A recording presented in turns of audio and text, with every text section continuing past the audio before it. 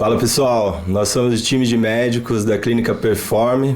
Eu sou o Dr. Pedro. Eu sou o Bruno. Eu sou a doutora Vanessa e hoje a gente veio falar aqui um pouquinho para vocês sobre a nossa área de atuação, que é performance e emagrecimento. Bom, a gente vai conversar um pouquinho sobre algumas dúvidas que os pacientes que procuram a gente têm, a maioria das vezes leigos, tem esse objetivo de emagrecimento ou de adquirir performance, ganho de massa muscular, mas não sabe muito por onde começar, então vamos dar algumas dicas e discorrer um pouquinho sobre o assunto. Eu acho que a gente tem que falar primeiro do básico de emagrecimento, né? Emagrecimento, na essência, precisa de déficit calórico. O que seria isso? Consumir menos calorias do que você gasta. A principal forma de fazer isso é através da dieta, tá? Então tem que optar por alimentos que vão proporcionar esse déficit calórico. Então a gente sempre fala com nossos pacientes que alguns alimentos eles são muito saudáveis, por exemplo, azeite, castanha, abacate, mas eles têm muitas calorias. Então, num momento de emagrecimento, eles não são muito interessantes. E para atingir o déficit calórico, nós temos, além de comer de forma adequada, correta, temos também que fazer atividades físicas para gastar mais calorias do que estamos ingerindo e no final do dia ficar um saldo negativo de calorias, ou seja, gastamos mais do que ingerimos. Com isso, vamos perder o peso ao longo de alguns dias ou semanas.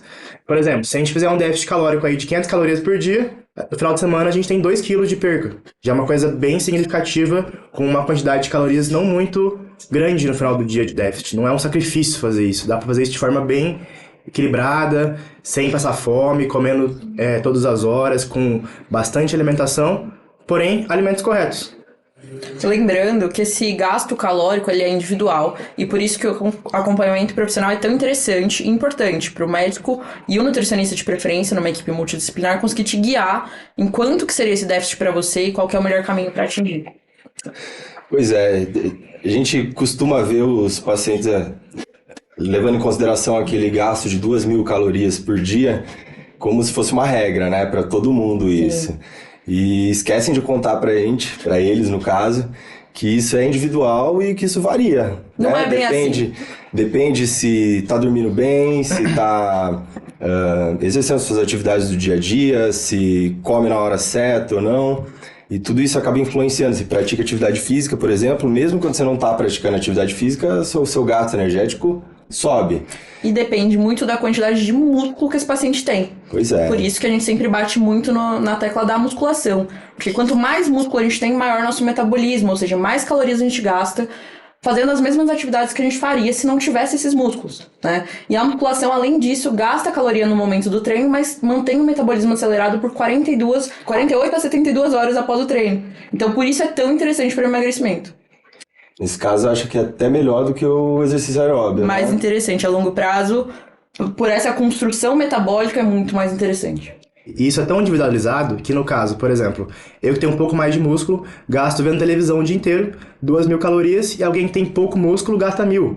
Então, assim, dá pra gente colocar na forma uma regra de bolo, que todo mundo é igual, porque não é. A gente tem que primeiro avaliar a composição corporal, avaliar se o indivíduo faz atividade física ou não, qual é a frequência, para ter o cálculo de calorias que ele gasta em repouso. Com isso, a gente pode colocar alimentos que vão gerar o déficit calórico que nós falamos anteriormente, e com isso ele vai perder o peso aí que a gente quer. Muitas vezes eu recebo paciente falando assim, pô, doutor, não tem um remedinho aí que eu possa continuar comendo o que eu como, fazendo as coisas que eu faço e emagreço, né? Assim, pô, remédio comprimido não tem, mas tem músculos, né? Em compensação tem outros pacientes que são os marombas gigantes aí que os caras têm que até consumir açúcar, enfiar calorias neles, os caras não aguentam mais comer e perdem peso. Por quê? Porque tem muita massa muscular, a taxa metabólica aumenta, gasta muito mais caloria, né? Eu acho que o maior investimento que o paciente pode fazer para a longevidade, para manter peso a longo prazo, é construir musculatura. Perfeito. Além também que o indivíduo que faz atividades físicas regulares, no mínimo 3 vezes por semana, tem benefício também, reduz as chances de infarto, de AVC, de doenças cardiovasculares. Então, assim, não é só por estética. É também por saúde, para viver mais, que a gente chama de longevidade, e viver com qualidade, chegar na idade mais velha, né, com seus netos lá, e conseguir caminhar, conseguir ir no mercado, e não ficar só indo no hospital todo dia, doente. Enfim, uma vida que é basicamente de hospital e não uma vida de verdade com a família, com quem você gosta de verdade. Exatamente. Já que o Pedro tocou nesse assunto aí de doutor, tem um remedinho aí pra me ajudar e tudo mais, a gente tem medicações que nos ajudam no emagrecimento, nós médicos temos autorização para prescrever e critério para prescrever, né, de acordo com a avaliação individualizada, só que medicação nenhuma substitui mudança de estilo de vida. Então a gente sempre bate nessa tecla também. Não adianta a medicação sem mudança de alimentação, sem mudança de hábitos de vida, sem atividade física, porque é isso que vai fazer o peso ser mantido perdido depois do emagrecimento. Eu sempre falo para os pacientes o seguinte, a medicação serve para você se adaptar àquele período de mudança. Então o remédio vai ajudar você a comer melhor, vai tirar um pouco do seu apetite, tirar a vontade de alimentos doces, por exemplo, e com isso você vai aprender a comer de forma correta. De nada adianta você voltar para os hábitos antigos após parar a medicação, que você vai voltar para o seu peso antigo, para o seu corpo antigo que você não gostava. Então a gente tem que aprender a mudar nossos hábitos com a medicação. Depois, quando a gente for desmamando a medicação, que a gente chama, né, retirando aos poucos a medicação, o paciente não tem aquele efeito rebote que a gente não quer. Efeito sanfona, ganha peso, perde peso, e mantém um peso estável da forma que a gente quer e que ele fica feliz e que ele fica saudável. A medicação é um facilitador, né? Tem uma dificuldade, não sei vocês, mas acredito que sim, de pegar pacientes que chegam até mim já em uso de medicação por conta própria, até porque tem um queridinho da moçada aí hoje, né, o Ozempic, que conhecido como o medicamento que mais emagrece no mundo até então. Que compra sem receita. E é vendido sem receita, exatamente. Então o pessoal compra achando que isso vai resolver todo o problema deles, não sabe a maneira de usar, passa mal ali a semana inteira. Aí chega pra gente depois de 6 meses de uso disso, um remédio caro pra caramba, e perdeu 2, 3 quilos. E eles não sabem que tem essa individualização, né? Então, por exemplo, esse medicamento é indicado para quem tem aquele hábito de hiperfagia, de comer grandes quantidades, volume de comida. Não adianta nada eu dar esse medicamento para alguém que belisca pequenas quantidades ali ao longo do dia, mas coisas calóricas, né? Que isso... Pô, até um paciente que já fez uma cirurgia bariátrica, tem um estômago pequenininho, se comer chocolate, tomar suco de laranja, Coca-Cola, isso daí passa. O estômago pequeno não vai restringir nada disso. Muita caloria que não sacia, né? E não adianta dar um medicamento que vai fazer ele comer menos. Aí você tem que individualizar com essas outras finalidades. Então, que nem o Bruno falou, um medicamento para tirar a vontade de comer doce, um outro que pode ser para ansiedade, porque a pessoa tem o que a gente chama de fome emocional, né? Então fica ansioso, fica nervoso, fica triste, acaba descontando na comida.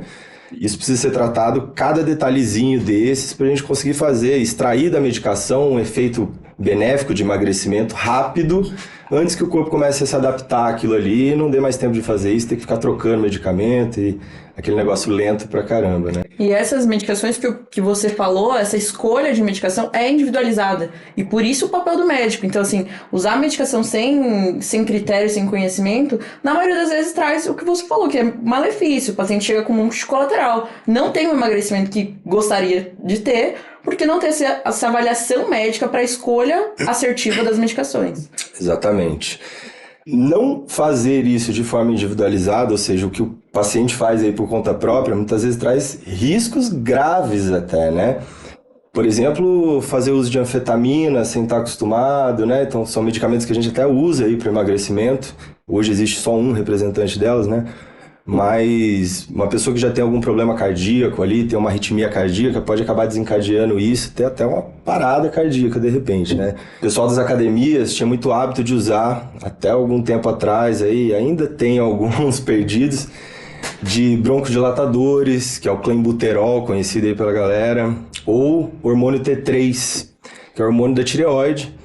Só que isso acelera muito o coração, isso aumenta muito a temperatura corporal, o risco de desencadear uma arritmia, de ter uma hipertermia, de causar distúrbios hidroeletrolíticos ali, eliminar sódio, potássio, tudo da maneira errada, é muito grande. Então os riscos superam os benefícios, não faz muito sentido usar isso hoje.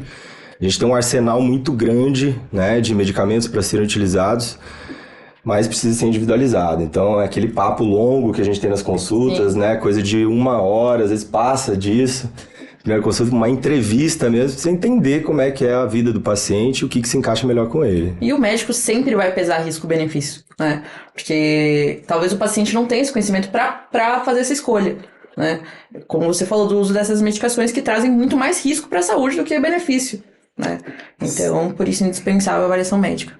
Sem contar aquelas pessoas que fazem uso de remédio para cavalo, por exemplo, né? Pra ganhar massa muscular, A gente vê ou de ter tudo. mais potência, assim, tipo, é para cavalo, sabe? Tipo, tem zero estudo sobre humano, sobre segurança, eficácia, riscos ao fígado, riscos ao rim, riscos ao sistema cardiovascular, coração.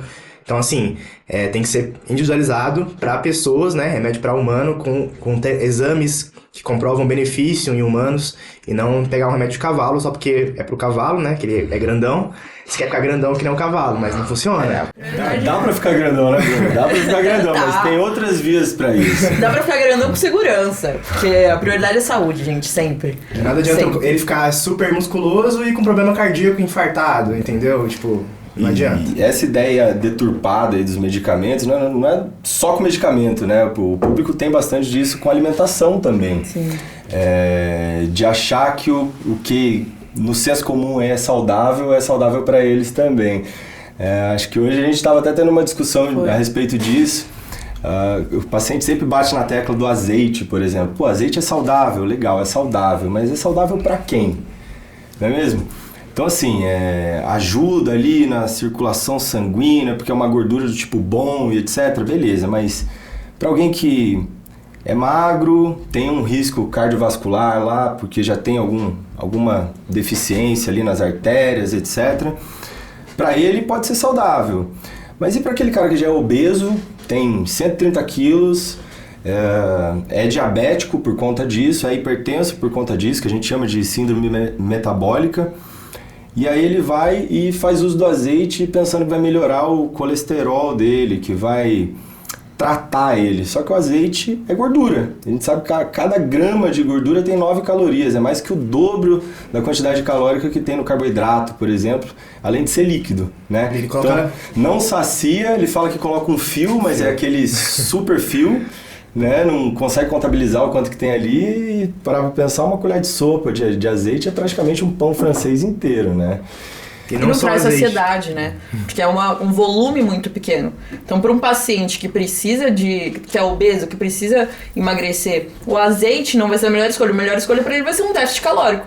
Exatamente. É melhor você usar o tipo de alimento que faz mais volume, né? Um volume grande tem uma menor quantidade calórica do que você usar um que tem muita caloria num volume pequeno, principalmente se ele for líquido, né? Porque atravessa, você nem percebe ele ali, não fica no estômago. Igual tomar suco de laranja por ser saudável. Pô, super saudável pela vitamina C, mas é super calórico também. A gente pode repor esse tipo de coisa, vitaminas, minerais, por exemplo, ferro, vitamina D, vitamina B12. A gente já espera que isso caia muito durante o emagrecimento e dá sintomas, lentifica raciocínio, dá formigamento, queda de cabelo, etc. Mas se tentar extrair isso da alimentação, vai acabar consumindo calorias também, né? Então a gente tem outras vias de reposição que são isentas de calorias, por exemplo, injetável ou comprimido.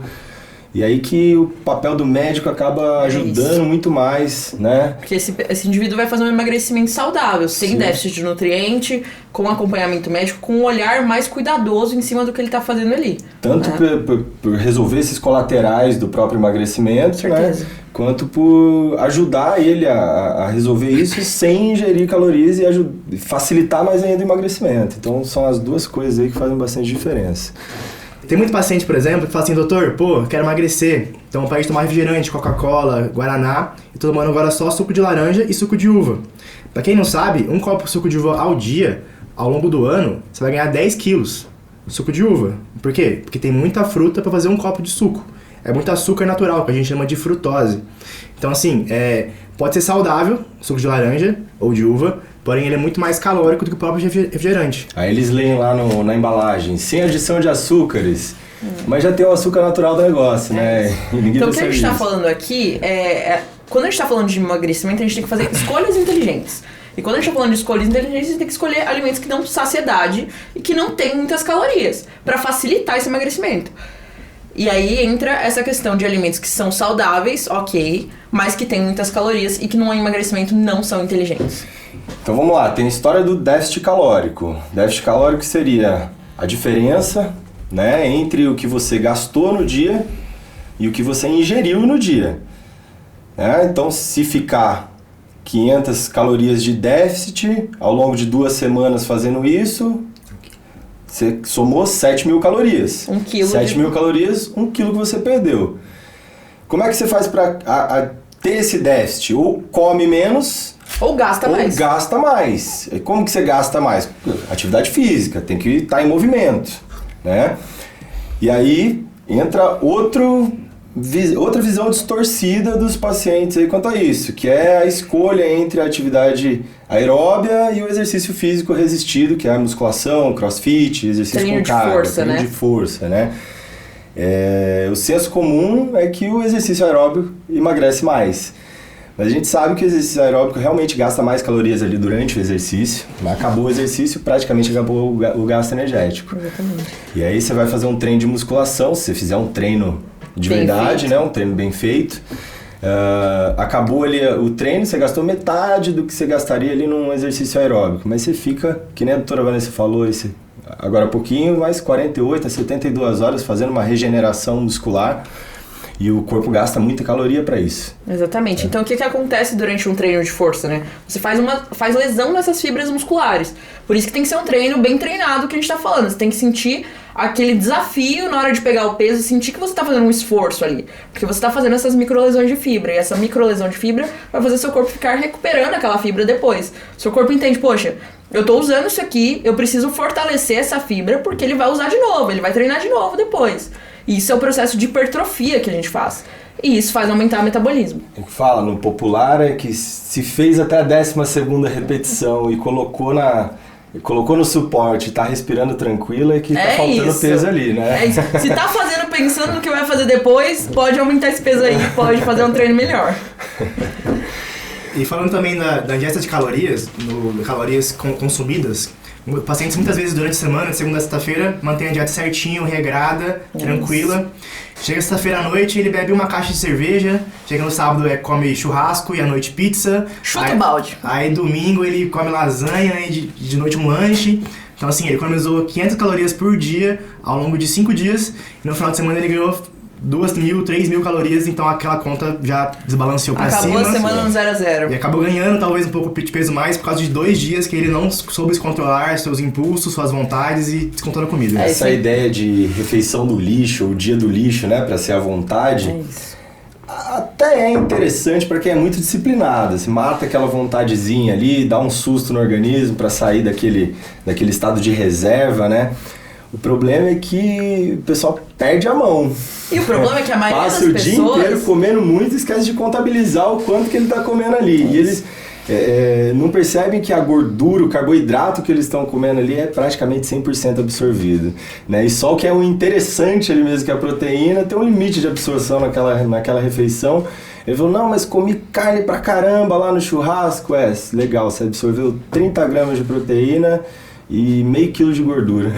O que a gente costuma falar também é tente errar o menos possível. Então, assim, uma refeição fora da dieta na semana, 2. A vida acontece, gente. Às vezes vai ter um aniversário, vai ter um evento, vai ter alguma coisa que você não vai conseguir seguir a dieta 100%. E nem é pra fazer, né? Senão isso, a vida fica chata. Exatamente. A ideia é viver a vida e se manter saudável, né? Mas a ideia é erre o menos possível. Então, assim, você sabe que vai ter um aniversário à noite. Poxa, no almoço tenta dar uma segurada. Café da manhã, toma o seu café da manhã habitual, um pão com ovo lá, que a gente sempre recomenda. Enfim, o que você tá acostumado, capricha na proteína durante o dia pra você comer um negócio fora da sua dieta à noite. Agora, acordou, comeu donut, almoço feijoado, e a conta não fecha, né? Tem que lembrar sempre que emagrecimento é matemática. Ingeriu mais do que gastou, ganhou peso. Gastou mais do que ingeriu, perdeu peso. Não tem segredo, é matemática. A matemática não tem como enganar, não tem como mentir, não tem como fugir dela. Ela é matemática, ela é exata. Eu gosto da analogia também do cartão de crédito. Você estoura R$200 no seu cartão de crédito, você não pensa, tipo, putz, já foi, vou estourar 3.000. Não é assim. E dieta é a mesma coisa. Você sai um pouquinho, tenta dar uma segurada pra conta fechar no final do dia. Viver com equilíbrio, né? Exatamente. A diferença é que cartão de crédito o banco já te cobra no mês seguinte, né? É isso. A gordura o teu corpo te cobra alguns anos depois. E aí já não tem mais como voltar atrás em alguns casos, né? Mas falando aí do treinamento, que a gente estava comparando aí o aeróbico com a musculação, acho que é interessante a gente entrar nesse assunto, falar um pouquinho da hipertrofia, da performance, né? E a gente sabe aí que tem alguns pilares básicos que não tem como fazer pelo paciente, isso só vai depender dele, até dá para dar uma ajudinha, que precisam ser atingidos, senão nada vai para frente. Você pode falar um pouquinho disso aí, Bruno? A gente chama de o tripé fundamental da musculação. Tripé porque são 3, certo? O primeiro deles seria a dieta adequada, comer alimentos de alta carga proteica, carne, frango, ovo, peixe são os principais. Também tem proteínas vegetais, claro, na ervilha, no brócolis, mas são de menor valor biológico que a gente chama. Elas são menos absorvidas pelo corpo. Então, as de origem animal são mais absorvidas, então seriam preferenciais para serem ingeridas. Se a gente quer ganhar peso, tem que consumir mais calorias do que a gente gasta, fazer um superávit calórico, que a gente chama. Então, tem que comer também carboidratos, gorduras, que são os 3 macronutrientes. E essa é a parte número 1 do tripé. Comer de forma adequada, visando o seu objetivo, ou hipertrofia, ganhando peso, ou emagrecimento e definição, perdendo peso. A segunda parte seria o descanso. Como assim descanso? O sono. Durante o nosso sono são liberados diversos hormônios, como testosterona, hormônio do crescimento, balanço do hormônio do cortisol, que é o hormônio do estresse, hormônio da fome, leptina. Então, assim, o sono, o descanso, ele é fundamental. No mínimo 7 horas por noite, a gente recomenda, idealmente 8. Eu sei que a correria é difícil, cada um tem uma rotina difícil. Nós mesmos, às vezes, não conseguimos dormir tudo isso conforme a gente gostaria. Mas, assim, idealmente falando... Infelizmente. Então não dá, a rotina é complicada. Mas, idealmente falando, seria 7 horas para ter esse balanço adequado de hormônios, a gente poder ganhar mais volume muscular, mais hipertrofia, que a gente chama. E a última parte do tripé é a musculação. Como a doutora Vanessa falou também, tem que ser feita de forma exaustiva, resistida, com cargas. A gente chama também de progressão de cargas, seria legal. Aumentando o peso conforme você aguenta, né? Claro, sem perder a qualidade do movimento, sem roubar nas séries, acabar lesionando a coluna, lesionando o ombro, o joelho. Então tem que fazer o treino de forma adequada, sempre com um profissional de educação física, claro, te supervisionando, para você conseguir ganhar a massa muscular e aí gastar mais calorias, que nem a doutora Vanessa falou, quem tem mais músculo gasta mais calorias, com isso você vai conseguir atingir o emagrecimento e também a hipertrofia, comendo mais e ganhando calorias. Eu acho que a lógica da hipertrofia é o caminho contrário do emagrecimento. No emagrecimento você está tentando comer menos calorias do que você gasta. Na hipertrofia você precisa consumir mais, porque você está tentando construir um tecido, que é a musculatura, né? Então o caminho da dieta vai para um outro lado, né? Que é consumir mais calorias. E aí nesse consumir mais calorias a gente tem que se atentar à proteína, como o Bruno falou, que vai ser ali o tijolinho do músculo, a matéria-prima desse músculo. E o carboidrato, que vai dar força para esse paciente treinar bem. Então, depois desses 3 pilares atingidos, né, ou pelo menos quase atingidos, tentando fazer dentro do possível cada um deles, aí a gente começa a se preocupar com os outros pormenores, né? Então, uma coisa que eu acho muito importante é fazer pelo menos um exame para ver o perfil hormonal completo ali, porque tem gente que já tem alguma alteração hormonal hereditária, né, que já veio de família, ou um tumorzinho ali que produz alguma coisa, ou uma falta de algum nutriente que infere a variação de um outro hormônio, e isso tem que ser controlado ou otimizado, e não necessariamente usando reposição de hormônio, né? Muita gente acha que tem que usar Durateston, Deposteron para tudo. E, por exemplo, o paciente que é obeso, é aquele paciente que só pela obesidade tem uma série de fatores ali que levam uma síndrome chamada síndrome MOSH e a testosterona dele cai. Então, ele fica com menos disposição, a libido fica baixa, fica mais difícil, ele tem menos estímulo muscular para manter essa massa muscular dele quando ele emagrecer e ainda tem uma dificuldade do emagrecimento porque ele tem menos performance com isso. Nesse caso, que eu vejo de erro, médicos, né, prescrevendo já a reposição de testosterona para esse paciente. Só que você começou uma reposição de testosterona, quanto mais tempo ficar nela, pior vai ficando a função natural desse paciente. A dele está em desuso, vai atrofiando aquele testículo, vai parando de funcionar. E, a gente tem estratégias muito melhores do que isso, né? Só de emagrecer já vai começando a subir a testosterona dele de novo, mas tem estratégia medicamentosa que a gente consegue fazer subir essa testosterona dele quase como se estivesse tomando até um hormônio esteroide desse, e auxilia muito, tanto no gasto calórico, né? Na performance do treino, quanto na manutenção dessa massa muscular enquanto ele emagrecer, porque daí ele perde muito mais gordura do que músculo. Eu acho que a nossa opinião em relação a isso, né, queda de testosterona na obesidade você não necessariamente precisa entrar com hormônio, na maioria das vezes a gente não faz isso, mas você também não pode olhar e não fazer nada, porque tem estratégias pra você ajudar esse paciente a melhorar esse perfil hormonal e sair desse platô pra emagrecer, né? Exatamente, o cara já tá ali com uma baita de dificuldade, de falta de disposição pra ir treinar, pra fazer qualquer coisa. E aí ele precisa desse estímulo, né, que tá em falta dele e mas vai não deixar necessariamente assim, você precisa mexer no eixo dele, né? Exatamente, ele tá ali ralando pra conseguir sair da cadeira e ir pra academia e você deixa assim, só, não, tem que emagrecer, cara, não é assim que funcionam as coisas, né? Falando em hormônio, tem um assunto muito polêmico que atingiu a gente esses dias atrás aí, né? Vamos falar de polêmica agora.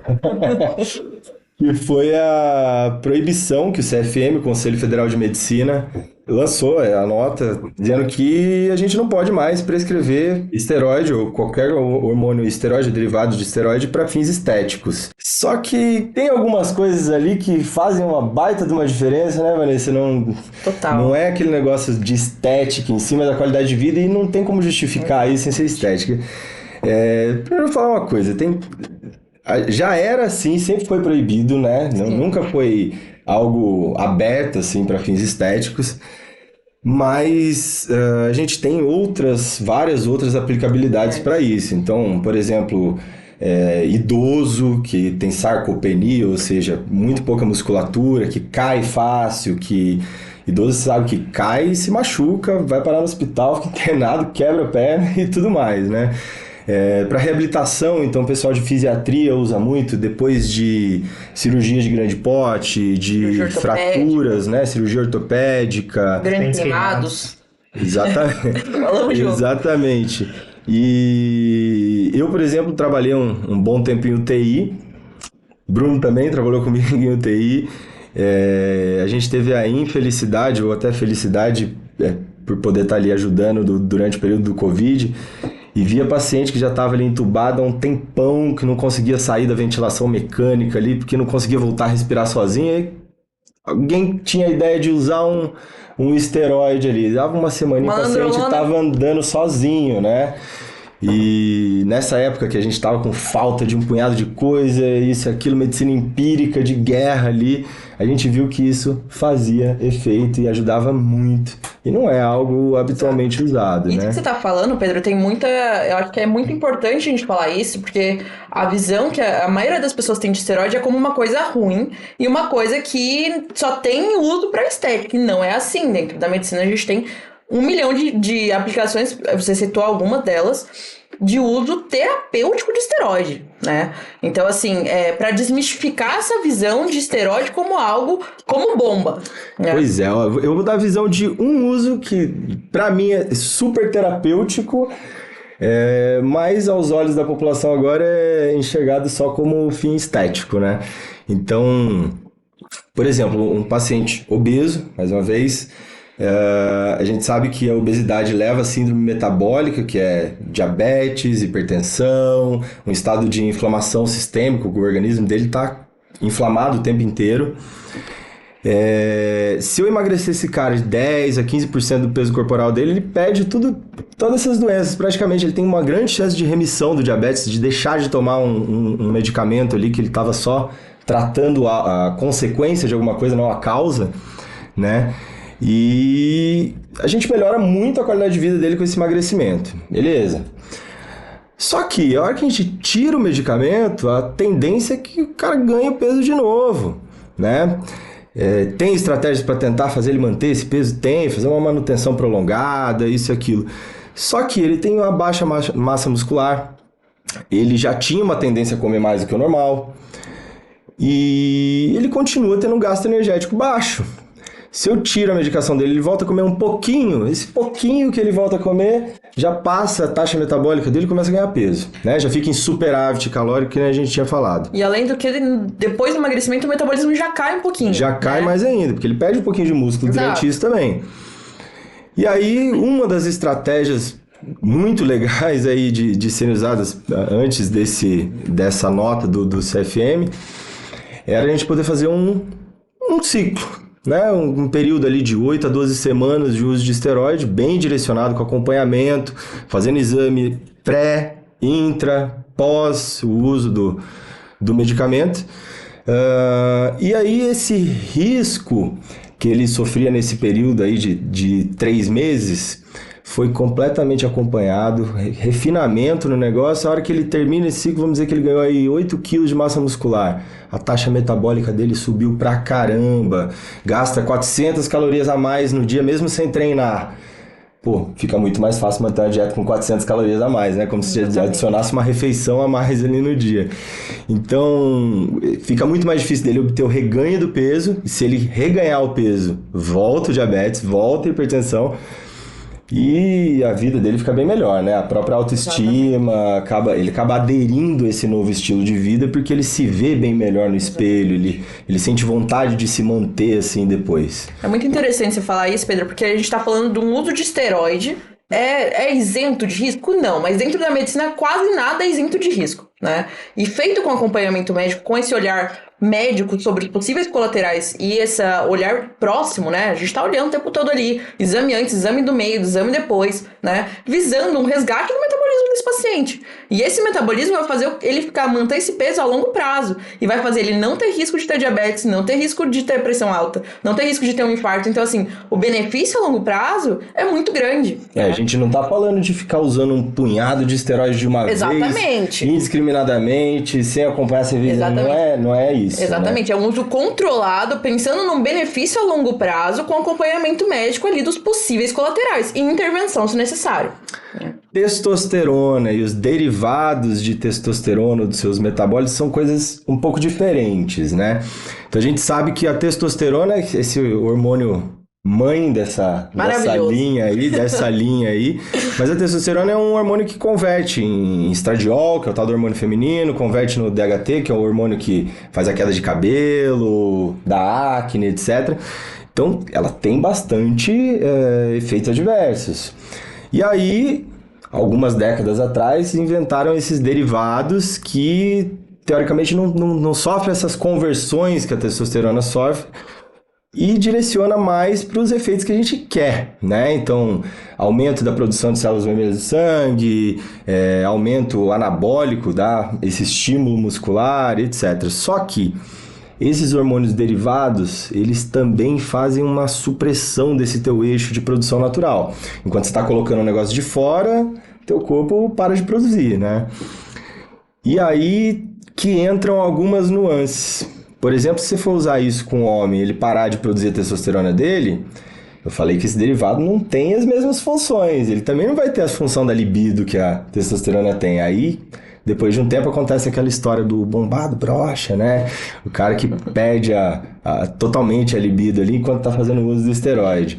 E por isso mesmo, tem que ter um acompanhamento médico. É exatamente isso. Aí que entra o médico. Porque usar esteroide, acho que o grande lance dessa proibição do CFM é porque existe um uso indiscriminado de esteroides e sempre existiu. E eu acho que essa proibição não vai fazer parar de existir. Na verdade, eu acredito que essa proibição só afasta mais o paciente do cuidado médico e só expõe ele a um risco maior. Porque se existe uma pessoa que estuda, que tem conhecimento de fisiologia, conhecimento das drogas, é o médico, de preferência o médico que atua na endocrinologia, que é a parte dos hormônios. Exatamente. Né? Então, e o que você tá falando, que existe um monte de esteroides, um monte de tipos, um monte de ações diferentes dentro desses esteroides, o público leigo não sabe escolher, não sabe avaliar individualmente o que é melhor pra ele e faz uso de acordo com o carinha da academia falou lá, entendeu? E aí que acontecem os problemas. Então, assim, o uso de esteroide, o problema dos usos de esteroide, os colaterais dos esteroides, estão muito ligados a isso, a procedência que é duvidosa, que é o mercado paralelo, que a gente fala, underground. Então, a gente não sabe o que tem nessas drogas, a gente não tem segurança do que tem ali, se tá contaminado, se não tá. Então, assim, daí vem muitos colaterais, porque não tem segurança nenhuma. E porque não existe conhecimento. Então, assim, não tem conhecimento de dose, de titulação, de... A questão é que são vários detalhes. São muitos detalhes. Mas que pra quem sabe fazer, se torna algo simples. Exato. Pra quem não sabe, pra quem não tem essa base médica da formação dos hormônios, dos eixos hormonais aí e tal, acaba estragando tudo, E né? pode ser muito perigoso. Pra quem não conhece, pode ser muito perigoso. Exatamente. Por exemplo, no homem, nesse caso que a gente falou aí, tem que acabar repondo a testosterona também. Senão, durante esse período, você ferra a vida do cara, né? Fora os riscos cardiovasculares que isso pode trazer, né? A longo prazo do uso inadvertido do esteroide. Aí vem aquele paciente e fala assim, pô, mas vai aromatizar, vou ficar com mama e tal. Pô, é porque não tá sabendo fazer, a gente tem estratégia pra isso. Pô, Vai cair no meu cabelo. Vai cair meu cabelo, vou ficar cheio de acne. Não sabe fazer porque a gente tem estratégia pra isso. A gente sabe como e resolver fiquei isso. broxa. Não era pra bater, né? Então, assim... E várias coisas entram no assunto aí, né? Por exemplo, vai querer manter fertilidade, né? Você pretende ter filho lá na frente? Então, isso. tem um período certo pra usar, tem coisas que você não pode usar em grandes quantidades. Tem coisa que pra mulher não é legal. Tem coisa que pra mulher não é legal, tem muita coisa que Muita coisa pra mulher não é legal. Né? Bom, e aí... No caso da mulher é um pouquinho diferente, né, Vanessa? Acho que você pode explicar um pouquinho melhor por estar nesse time. Quando a gente tá falando mulher quer melhorar a performance, quer melhorar a composição corporal, mas prioridade é cabelo e pele. Então, assim, na hora de escolher um esteroide pra mulher, a gente tem que visar esteroides menos androgênicos. Porque na hora que ela começar a ter acne, na hora que ela começar a cair cabelo... E a voz de pato? Começar a engrossar a voz. Então, assim, são nuances da fisiologia feminina que a gente tem que se preocupar. Então, quando a gente tá falando de esteroides pra mulher, assim, minha opinião pessoal, tá? Eu gosto muito de oxandrolona. Eu acho que, assim, derivados de DHT, pouco androgênico, não vai dar acne, dificilmente vai cair cabelo, obviamente com acompanhamento médico, controle de dose, né? E você acha que fica com a voz grossa? Você acha que cresce o clitóris? O que você acha, Vanessa? Via de regra isso acontecer? Via de regra, não. Isso pode acontecer? Pode. Mas, assim, com acompanhamento médico, a gente faz o uso de uma dose calculada para o peso do paciente por um tempo pré-determinado e a gente acompanha esse paciente muito de perto. Então, se essa mulher começar a ter alteração de voz, se a gente suspende esse hormônio logo de cara, a gente tem a reversão desse sintoma, né? Então, o acompanhamento médico possibilita a identificação de um colateral muito precocemente e a reversão. E aquela paciente fala pra você assim, não, mas tá tranquilo, eu só tô ficando um pouquinho rouca só, não é nada demais. Suspende. Minha orientação é suspender. Né? Logo no começo, né? Logo no começo, não é pra esperar. Porque se a gente espera, o que acontece? Aqui que é o engrossamento da voz, é uma hipertrofia das cordas vocais. Se a gente mantém esse hormônio por muito tempo, não volta mais. É um músculo que fortaleceu ali na corda vocal e que não volta mais. Cresceu demais, fez cicatriz ali, tá? Exatamente, e o clitóris é a mesma coisa, ele aumenta, ele faz uma hipertrofia, e se mantido o estímulo hormonal por muito tempo, ele não volta mais, né? Então... Esse muito tempo nem é tanto tempo assim, exatamente, esse muito tempo é muito individualizado, né? Porque às vezes para uma mulher, ela usa 3 meses de oxandrolona, não tem sintoma nenhum, e uma mulher usa 45 dias e tem sintoma. Então isso é muito individualizado, depende da resposta de receptor dessa mulher, né? Eu concordo sensibilidade, hormônio androgênico. Começou a crescer o clitóris, começou a ficar com a voz rouca, suspende. Tem problema, né? Se depois vai fazer uso de novo, mas deixa isso aí esfriar. Exato. Você não sabe se essa rouquidão tá vindo de uma gripe, de uma gritaria que você fez no outro dia ali. Mas e se não for? E se for do estímulo do hormonal que tá ali? Pô, aí pode ser que você fique com aquela voz grossa pra sempre e a mulher acaba perdendo a feminilidade que é exato. A característica assim, que ela não quer deixar de lado. Isso pode estar mostrando que essa mulher tem uma sensibilidade androgênica muito grande, né? E a gente está sempre visando saúde. Nós somos médicos e visamos saúde. Então, a nossa orientação é suspende. É isso. De nada adianta ela ficar forte, musculosa e com a voz grossa, com o clitóris não grosso, não é bonito, né? Não é esteticamente legal para a mulher. E sim, colesterol aumentado, risco de infarto, e sim, de nada adianta. Eu vejo mulheres até comentando a respeito de alguns esteroides aí, e elas esquecem de pensar exatamente nisso. Pô, se eu começar a ficar rouca, tem que suspender o negócio. Mas a gente tem alguns desses esteroides que tem uma duração de 20 dias, exato, por exemplo. E aí, pô, isso não é nada interessante para a mulher. O legal da oxandrolona ali é justamente esse negócio de ter que tomar mais de uma vez por dia, porque sai rápido do organismo. Exato. Então começou a ter um efeito colateral desse, no dia seguinte já nem tem mais aquilo no teu organismo, o estímulo já acabou, começa a baixar. Por isso o legal do via oral, né, que é a oxandrolona. O injetável não é tão legal. Eu acho que a gente pega muito isso, né, no consultório. O paciente que já chegou, que fez uso por conta própria, e já chegou com um monte de colateral e chega pra gente resolver, né.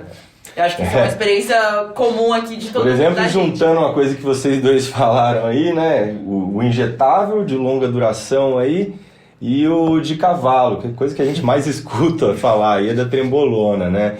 Um esteroide que bloqueia o eixo pra caramba, que demora para desbloquear, que dura ali um tempo, mesmo que ele não fique ali fazendo um estímulo por muito prolongado, ele mantém o seu eixo bloqueado por muito tempo, né?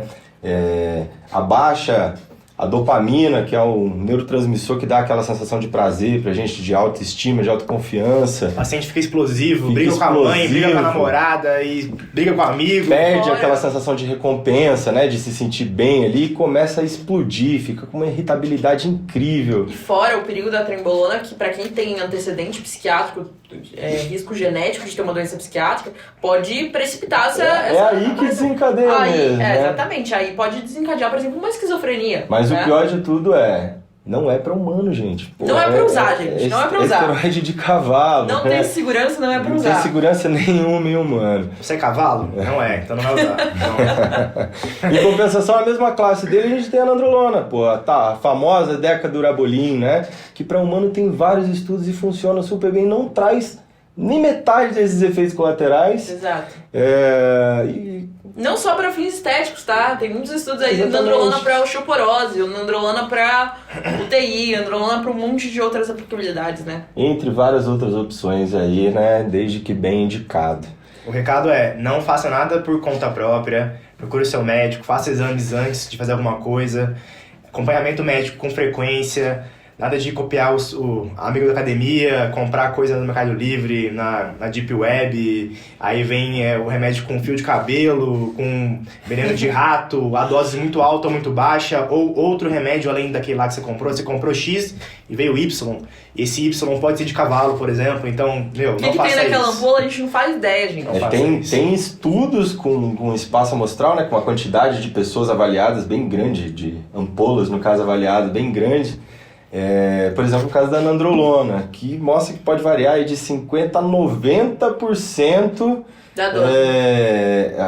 O índice de falsificação, de adulteração do produto quando você compra no mercado paralelo. Então, muitas vezes ele vem como original e a dosagem nem tem nandrolona lá dentro, ou tem um cheirinho só para dar positivo no reagente, e é outra coisa que tem ali, né?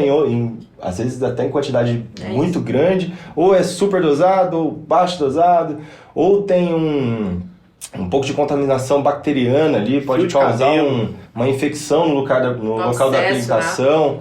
Que não é confortável para ninguém isso aí, né? Não, é um risco. Então, assim, acho que a mensagem é bem essa mesmo, assim. Esteroide tem aplicabilidade dentro da medicina, só que tem que ser feito com acompanhamento médico, com segurança, com controle laboratorial e visando sempre manutenção de saúde. Sempre. Sempre, manutenção de saúde. Realmente não... O fim estético em específico, é óbvio que ele acaba vindo de bônus ali, mas pensando nesse estilo de vida melhor, que vai se manter com mais distante, né, mais afastado dessas doenças metabólicas, tipo diabetes, que é uma desgraça na vida da pessoa. E depois... Com saúde, com longevidade, né? Exatamente. E depois do ciclo, depois do uso de esteroide, é verdade que tem que ficar fazendo uso para sempre, ou depois que para de fazer uso fica depressivo, ou que fica broxa, né? Então em homem, após usar o hormônio, se for usar, né, no caso, tem que ser feita o que a gente chama de TPC, que é a terapia pós-ciclo. Existem medicações que vão induzir a produção natural de testosterona ser regenerada e o paciente não ter os sintomas da baixa testosterona, que é o quê? Perda de massa muscular, a queda da libido, a tristeza, a indisposição, baixa autoestima, disfunção erétil, além de outros diversos malefícios que a gente não quer para o nosso paciente. Então, assim, tem que acompanhar com o médico, tem que seguir o que o médico fala, fazer exames de rotina, com frequência durante o ciclo, que nem o Pedro falou, antes, durante, após o ciclo. E tem que fazer o que o médico falou. Não adianta você ganhar massa muscular em 2 meses, depois você parou a medicação e perdeu 3, 4 quilos a mais do que você ganhou. Você vai com um saldo negativo de massa muscular e além da tristeza da exposição. Eu acho assim, é importante explicar isso para as pessoas, né, que estão ouvindo a gente, que não são do público médico, né? Quando você faz uso de um esteroide de fora, seu corpo entende o quê? Tá vindo testosterona de fora, tá vindo esteroide de fora, não preciso produzir. Então seu corpo ali, pelo período do uso, para de produzir a testosterona, né? Que no caso do homem, testosterona, o hormônio esteroide. Quando a gente para de usar esse hormônio de fora, seu corpo não volta a produzir de um dia pro outro. Ah, beleza, acabou agora aqui, agora eu já vou começar a produzir. E é esse que é o grande problema, né? Porque às vezes o paciente está usando um esteroide de fora, acaba o ciclo, para de usar, e ele vai do 100 a 0, né? Porque o corpo não voltou a produzir, ele vai lá embaixo. E esse crash hormonal que a gente fala é o que traz todos esses malefícios que você falou aqui. Cai libido, perde disposição, fica triste, enfim, pode até perder toda a massa muscular que ele ganhou ali durante aquele ciclo. Então a gente tem que fazer isso com inteligência, a gente tem que ajudar o corpo a voltar a produzir. Que é isso que a gente chama de terapia pós-ciclo. Além também do risco do paciente que usa por muito tempo ficar infértil, né? Então o paciente quer ter filho, mas ele usou muito tempo de esteroide anabolizante, ele não tem mais a função testicular para produzir espermatozoide. Então assim, ele quer ter filho, não consegue. Aí vai descobrir o porquê, porque ele fez tudo errado durante 10 anos aí atrás, aí, sem exames de rotina, sem acompanhamento médico, copiando alguém da academia. E via de regra, quanto mais tempo você usa o esteroide, mais difícil é desbloquear seu eixo, ou seja, voltar a produzir naturalmente, né? Na mulher, você faz isso também, Vanessa? Na mulher é um pouco diferente, a gente não tem que fazer uma terapia pós-ciclo, né? Porque a mulher ela tem uma quantidade de testosterona muito inferior do que a do homem. Mas a gente faz um desmame quando a gente usa esteroide. Então a gente não tira de um dia para o outro esse esteroide. A gente não pode causar um impacto metabólico dessa forma. Então a gente pega a dose que a mulher está fazendo uso, reduz pela metade na maioria das vezes, mantém por 15 dias para ir adaptando o perfil hormonal a uma dose menor, depois retira. Legal. E testosterona você usa na mulher também? Derivado de testosterona? Não, a testosterona. Nunca. Só uma única aplicação, uma única indicação de uso de testosterona para mulher. Testosterona transdérmica, então gel na pele, para mulheres que têm queixas de libido. Única forma que se usa de testosterona na mulher. Testosterona injetável, nunca. Dá pra usar implante também, né? Dá pra usar implante também. Dá pra usar implante, mas é sempre bom testar antes com gel pra ver se não vai ter muita sensibilidade androgênica, né? Porque o implante você colocou ali já não dá mais pra tirar. Agora, a testosterona injetável pelo menos ali mulher, 4 a 6 meses de efeito, mulherada, né? Que... Primeiro que não é nem pra fazer uso sem acompanhamento médico, mas assim, fujam de testosterona injetável, porque a quantidade de testosterona que a mulher tem, em comparação ao homem, é muito inferior. É um cheirinho de testosterona ali. E não é só testosterona, né? Tem alguns derivados que são derivados de testosterona e também exercem esses mesmos efeitos colaterais, né? Então, por exemplo, a metandrostenolona, que é o famoso Dianabol, o estanozolol é um derivado que exerce bastante efeito androgênico, assim. Então é o tipo de coisa que não dá pra usar com mulher. Vai masculinizar essa mulher. Né? Então não dá. A não ser que seja essa a intenção, né? A masculinização, um paciente, por exemplo, paciente trans. Um paciente trans. Exatamente. Mas daí é outro foco, né? Não é esse foco esportivo que a gente tá falando aqui hoje. Bom, então a gente falou aí do TPC, quando o paciente vai suspender essa terapia que foi programada, mas a gente sabe que também tem aquele paciente que faz o uso contínuo, que é o que a gente chama de Blast and Cruise. Blast seria o equivalente a essa fase do ciclo, que nem a gente acabou de falar agora, só que em vez dele fazer o TPC depois, ele faz o que a gente chama de Cruise, né? Que ele mantém a reposição de testosterona, ele só tira o derivado, né? E deixa aí melhorando tudo que foi alterado durante essa fase do Blast, ao longo dos exames ali, para depois poder fazer um novo Blast. Qual que é o problema de fazer isso? Mesmo mantendo só a testosterona também bloqueia todo esse eixo do paciente. Então, ele não produz a testosterona natural, mas não é só a testosterona, ele também não produz espermatozoide. Então, o testículo dele fica parado ali. Só que tudo que fica parado por muito tempo vai regredindo. Atrofia. Né? Você já teve algum amigo que quebrou o braço e se acompanhou ele no processo? Eu quebrei o braço. Usou gesso? Aí tira o gesso, o braço tá fininho, um bem mais fininho que o outro. Tamanho de um dedo. O testículo acontece a mesma coisa, né? Então, o que fica em desuso, atrofia.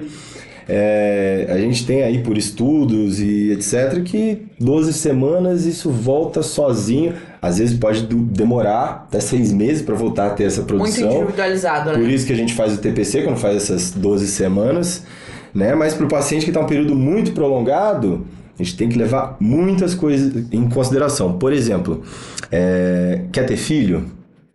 Né? Então, o pessoal aí com 20 anos de idade fazendo Blast and Cruise e não pensa se ele vai querer criar uma família ali na frente. Como é que vai fazer depois, né? Porque dá pra fazer o Blast and Cruise assim? Dá, até dá.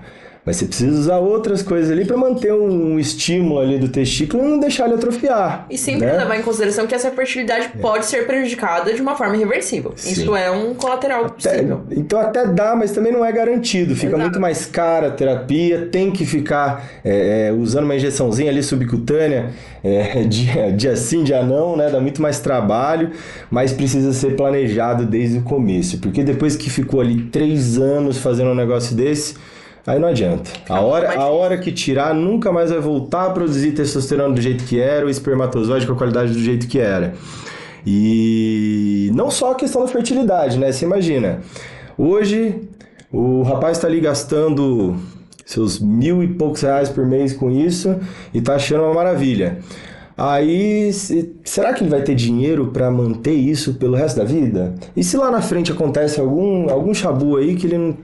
perde o emprego, sei lá, perde a profissão, como é que ele vai manter depois disso? Aí a hora que suspender, não conseguir comprar mais, vai sofrer de uma pessoa completamente sem testosterona, né? E aí os efeitos colaterais vão vir com força mesmo.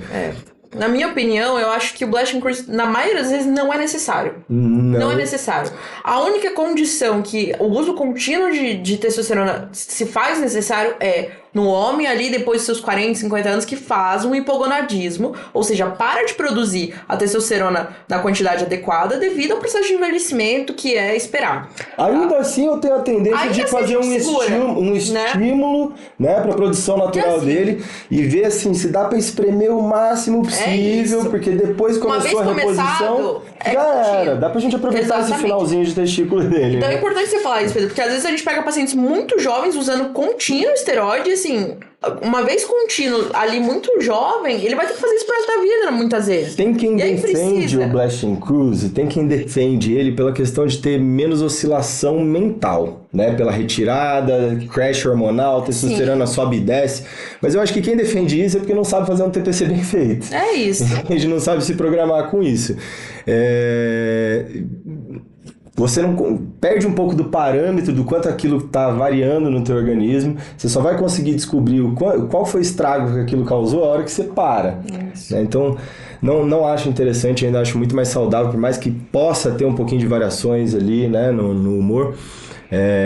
Quando for fazer o uso, fazer por um tempo controlado, suspender, fazer o que a gente chama de washout, né? O organismo limpar isso, recuperar os níveis bons de colesterol, se estava tendo alguma lesãozinha ali no fígado, por exemplo, deixar aquilo ali se regenerar, né? Bom, e em relação a paciente parar em hospital, intercorrências por conta de esteroides, que eu acho que isso é uma grande polêmica, né? Todo mundo já ouviu falar aí, tem um amigo que morreu por causa de tomar bomba. Bomba mata. Tem academia, né? Todas as academias têm uma plaquinha escrito bomba mata, não anabolizantes, cuidado com isso. Mas eles não falam pra procurar um médico, né? Se o cara quiser fazer, né? Exatamente. Só falam, só reprime, mas as pessoas fazem mesmo assim e não orientam procurar um médico. A diferença entre o remédio e o veneno é a dose, né? Não só a dose, mas o conhecimento. Então, assim, paciente tá lá... Paciente não, né? No caso, o indivíduo sem acompanhamento médico vai lá e vai se aplicar sozinho em casa. vai fazer uma injeção intramuscular, só que ele não é um profissional da área, ele não tá habilitado a isso, ele ouviu o rapaz da academia falando pra ele como é que faz, aí ele aplica e esquece de fazer aquela aspiração da seringa, não sabe se tá dentro de um vaso sanguíneo ou se tá só no músculo mesmo do glúteo, como era pra ser. Aí o que acontece? O cara que injeta é aquele que morre e morre com agulha na bunda, né? É a famosa embolia. Faz embolia, fala, né? Manda dentro da veia, da artéria ali, o negócio vai entupir lá no coração, no pulmão, e já viu. Acho que o primeiro ponto, além disso, é porque assim, o cara que tá fazendo uso por conta, que não é profissional, que tá aplicando sozinho, ele não comprou isso aí de uma farmácia. Não, já tá tudo errado, tá tudo errado, né? Já tá tudo errado. Entendeu? Então, acho que quando a gente vê situação de fatal, assim... as fatalidades são assim, exclusivas do uso indiscriminado e sem acompanhamento médico. Porque dentro de um acompanhamento médico, muito dificilmente o paciente vai ser tão desinformado e vai fazer as coisas de uma forma tão... sem instrução para levar uma fatalidade. Geralmente essas fatalidades estão associadas com isso, com embolia, com infecção por causa de um produto que não vem estéreo, não tem um controle de qualidade para ser injetável, né? Agulha usada, que ele pegou do amigo lá para usar de novo. Ou de abuso, né? E a gente vê duas situações. Tem aquela situação aguda, que é aquele abuso com stack, né? Aquele acúmulo de vários esteroides diferentes em doses enormes, cavalares. E aí sim, pode ter uma desregulagem hormonal incrível ali e ele tem um evento agudo. Isso é óbvio que nenhum médico faria. Se esse médico está fazendo, eu acho que ele não devia nem ter um CRM, né? Ou do uso crônico. Aí a situação é diferente, né? A gente sabe que da mesma maneira que vai forçando ali, estimulando a musculatura, pode acabar tendo um aumento do músculo do coração, que interfere na circulação ali das coronárias. Aumento do colesterol. Pode ter um aumento do colesterol ruim, né, do LDL, uma redução do HDL, que está ali para ajudar um pouquinho essa parte do colesterol. Então, existem essas fatalidades, mas eu posso garantir que se é um médico que sabe a respeito do eixo hormonal, você está fazendo isso com um médico endocrinologista, né? Ou com um médico do esporte, um nutrólogo talvez, provavelmente não vai ter esse tipo de problema, né? Não é para ter, pelo menos. Exatamente. Mas o hormônio em si não é tão perigoso se você usar uma dose correta no tempo correto. Agora, por exemplo, existem remédios como paracetamol, que é o analgésico, né, Tilenol, que todo mundo conhece. Tomar uma quantidade aumentada da medicação pode dar uma hepatite, que é um problema hepático, né, do fígado, e pode ser fatal. Então, assim, o paracetamol, que é um remédio para dor, pode ser mais fatal do que o próprio hormônio. Eu arrisco dizer, Brunão, que é muito mais perigoso do que o próprio hormônio. Porque eu, como emergencista, aí, tenho um tempo de experiência com isso. Você também, acho que você está acostumado a ver esse tipo de coisa. Já recebi várias vezes intoxicação por paracetamol na emergência do pronto-socorro. Já peguei hepatite fulminante por causa de paracetamol, por tomar paracetamol demais, coisa que vende na farmácia sem receita, todo mundo toma para qualquer dorzinha. E eu nunca peguei na minha vida um paciente com uma intercorrência assim, ou com uma falência hepática, ou qualquer coisa relacionada ao uso de esteroide, pelo menos não em acompanhamento médico. É muito interessante vocês falarem isso, principalmente pela experiência de emergencista que vocês têm, mas para frisar o fato que a fatalidade, né, o risco não é inerente ao hormônio, não é inerente à droga. Ela pode ser inerente a uma medicação que a gente usa para dor, que todo mundo tem em casa. Garanto que todo mundo tem paracetamol em casa. Então, assim, o grande lance aí, o perigo é dose e a procedência dessas drogas, né? Risco até paracetamol tem.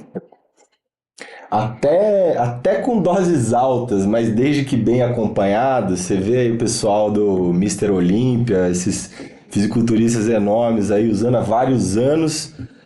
Alguns até têm alguns problemas aí, né? Mas esse negócio vem aparecer anos à frente. E é minoria. E já é um baita de um abuso que eles fazem, né? Tanto de doses quanto de tempo, mas pelo menos eles ainda estavam no acompanhamento médico. Agora você pensa uma pessoa que faz isso como medida de ponte, né?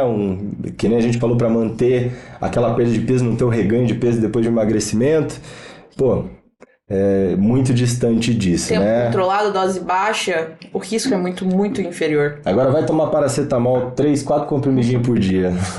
E tem, Quero ver o que vai fácil, acontecer tá? contigo daqui É uns fácil, 2, tá? 3 meses. Exatamente, assim, pega um paciente que tá com uma dor de cabeça que não passa ali, toma 3 comprimidos de paracetamol, sabe? Então, é esse olhar que, assim, não é o esteroide tanto que é o problema, é o uso inadvertido que é o problema. Bom, acho que isso aí, galera, a gente queria trazer um pouquinho dessa discussão, como se fosse um papo mesmo, mas que tirasse muita dúvida de quem está assistindo. E quem desejar ter um acompanhamento médico, seja para emagrecimento, seja para performance atlética ou até para hipertrofia, saibam que não se sai prescrevendo esteroide assim para todo mundo, mas que a depender da necessidade de cada um, isso pode acabar sendo utilizado. E vocês podem agendar uma consulta com a gente lá na Clínica Perform. Quem quer saber mais sobre emagrecimento, hipertrofia, performance, segue a gente no Instagram aqui embaixo. Acompanhe a gente para mais posts, para mais vídeos, para mais informações. Obrigado. É isso, time. Obrigada pelo tempo de vocês. A gente falou aqui um pouquinho o que a gente sempre fala, o que a gente divide um pouco em consultório, o que a gente fala muito entre a gente e o que a gente acha importante ficar aí para vocês de mensagem. Então, acompanhamento médico é indispensável e venha conhecer o nosso time.